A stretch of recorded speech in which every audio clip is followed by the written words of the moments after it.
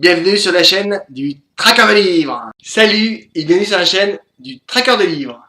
Aujourd'hui, un vrai roman coup de cœur, Délation sur ordonnance de Bernard Proulx aux éditions Anne Carrière. Bernard Proulx est né le 27 décembre 1944 et vit à Paris.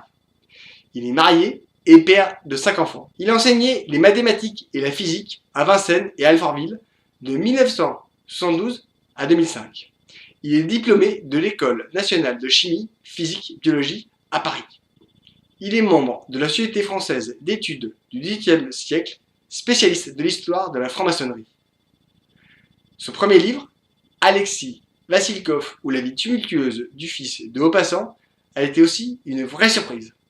C'est plein de surprises, plein de rebondissements qui mêlent le fictif et le réel, une vraie découverte.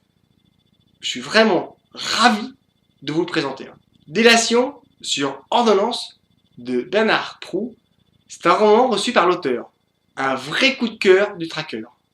Oreste Bramard est un expert dans l'art de chiffrer les bibliothèques qui ont une nature, il sent les livres.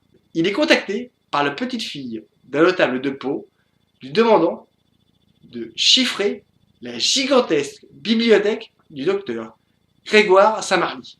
Alors qu'il retire un titre des rayons, une ordonnance glisse du livre et tombe par terre.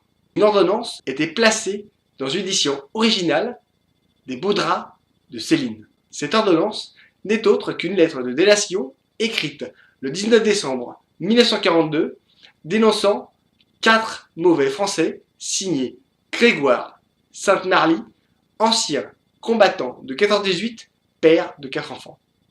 Cette lettre aura des conséquences invraisemblables sur toute la famille. Oreste Bramard prévient sa cliente qui tombe des nues. En cherchant parmi tous les livres de la bibliothèque, ils arrivent tous les deux à reconstituer toute l'histoire et les conséquences de ces quelques mots écrits sur une lettre. On se retrouve plongé pendant la Seconde Guerre mondiale au beau milieu d'un peuple plein de doutes et de peur. Grégoire et Jeanne, son épouse, ont 4 enfants. Maurice, Laure, Marie et Charles. L'oiseau, le payeur, Friedman et Fortuné sont les 4 personnes dénoncées. À travers ces années pleines de conflits, il y a ceux qui ont essayé de survivre, ceux qui ont choisi de collaborer et ceux qui se sont battus. Il est facile de prédire sans avoir vécu la peur et la faim. Bernard Proulx reconstitue une époque pleine d'aventures et de rebondissements. Il mêle des personnages réels avec des personnages fictifs et nous fait ressentir physiquement ce qu'ils vont traverser. Communistes, résistants, francs-maçons, juifs, collaborateurs ou juste anonymes.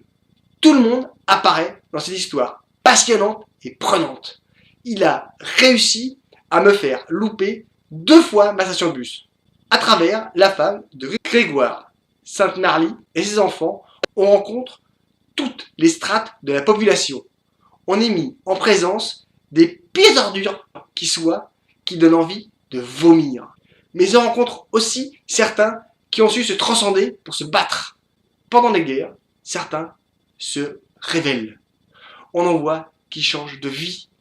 De voyous, certains se transforment en monstres, comme ceux de l'armée Lauriston, ou d'autres qui décident de changer de vie et de travailler pour le meilleur. Et il y a ces moments rares dans les romans, ces petits instants de bulles, de kiff, vrai, faux, cette langue sifflée. Mais l'idée est belle, des passages d'une rare intensité et certains nous fait monter les larmes aux yeux. Bernard Proulx est un auteur rare qui sait se saisir de l'histoire et nous la raconter à sa manière. Il mêle le réel et le fictif, des joies, des pleurs, des bonheurs intenses et des douleurs profondes. Un roman à découvrir d'urgence, un vrai coup de cœur du traqueur. Lisez, likez, commentez, partagez, parlez autour de vous, mangez les chouquettes, abonnez-vous, à bientôt, salut. Délation sur ordonnance de Bernard Proulx aux éditions Anne carrière.